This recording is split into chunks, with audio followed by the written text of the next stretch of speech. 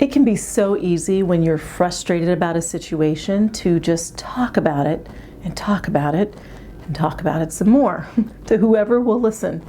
It's very easy for us to talk a lot about what we don't want, and when we don't talk about it, oftentimes what we do is ruminate about it. In other words, we think about it over and over and over again, and it just contributes to our frustration. So I don't know where you might find yourself having this particular scenario, but it's very, very common. So wherever it happens to be, I want you to just pause.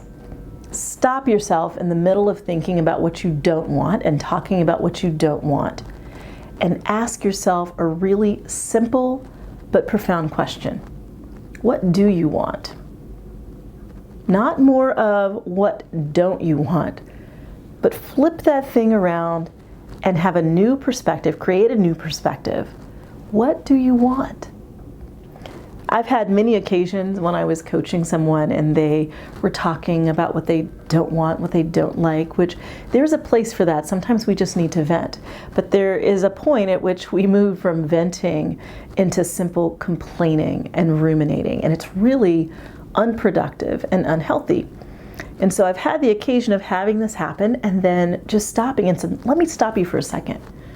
I understand what you don't want, I understand what you're frustrated about, but what do you want? What do you want to see happen?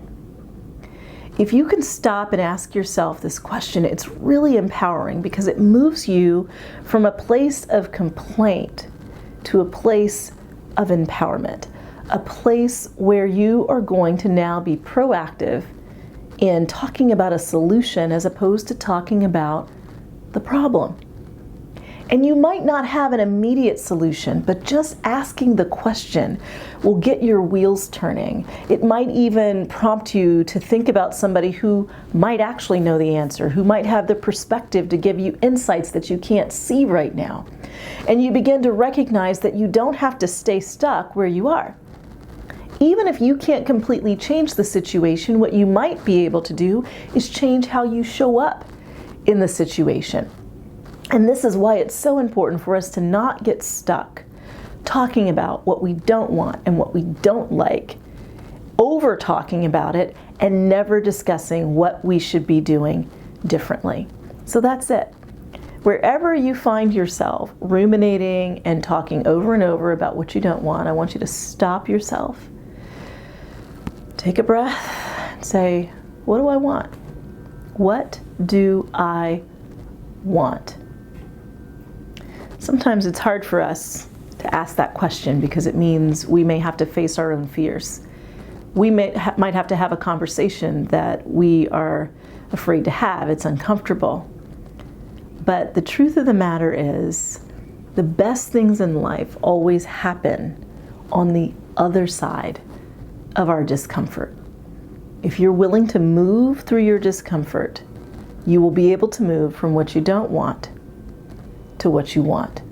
But it begins by stopping and asking yourself the question that gives you clarity about what you need to do next. So that's it. What do you want? What do you want? In spite of the things that may be going wrong, that might be frustrating you, what do you want? Because when you ask that question, you begin to ask the next question, which is, so what will I have to do in order to get there? If you want more life strategies, you can visit me on my blog where I have more of these videos as well as the written version of these videos. Just go to valerieburton.com/blog. I'll talk to you next time.